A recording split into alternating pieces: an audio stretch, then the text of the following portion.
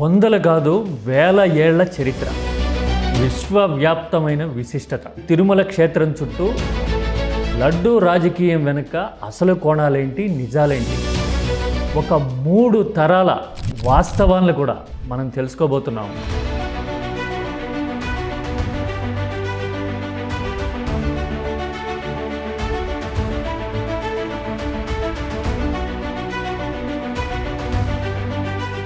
అసలు ఇలాంటి పరిస్థితి వస్తుంది అని ఊహకు కూడా అందదేమో. అంత సీనియర్ రాజకీయ నాయకుడికి అంత దిగజారాల్సినటువంటి ఊరూరా హోర్డింగ్లు పెట్టే పరిస్థితి కూడా వచ్చింది కదా. కారణం ఏంటంటారు? ఇతను అసామాన్యుడు జగన్మోహన్ రెడ్డి అన్న భయం, అవమానము, బాధ అన్నీ కలిపి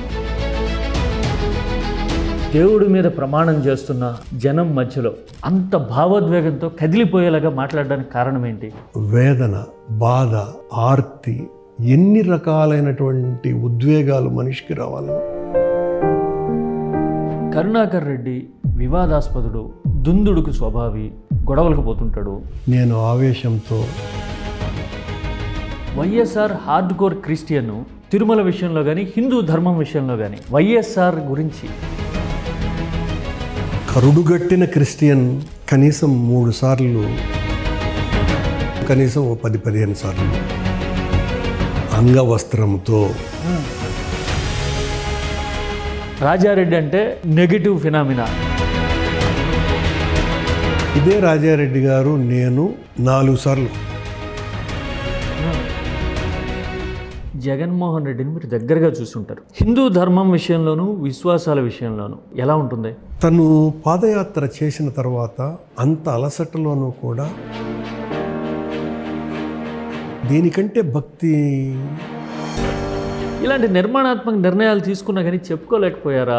భగవత్ సేవకు సంబంధించిన విషయాలను ఓటు రాజకీయంగా మార్చకూడదు అన్నది జగన్మోహన్ రెడ్డి గారి అభిప్రాయం. 700 సంవత్సరాలు 800 సంవత్సరాల చరిత్ర ఉన్న 1000 కాళ్ళ మండపం విషయంలో అవి ఎందుకని మరుగున పడిపోతే ఇలాంటి సందర్భాలు? 1000 కాళ్ళ మంటపాన్ని కూల్చింది చంద్రబాబు నాయుడు. మరో అయోధ్యం చేసి ఉండేవాడు కొండని.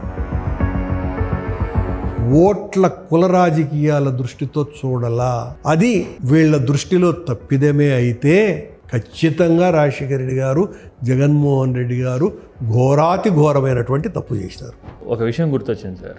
ఎవరో పళ్ళెల్లో తిరుమల లడ్డూ తీసుకొస్తే ఎందుకో ఒక ఆకర్షణ ఇందులో అని మళ్ళీ 2వ సారి తినడం నేను చూశాను.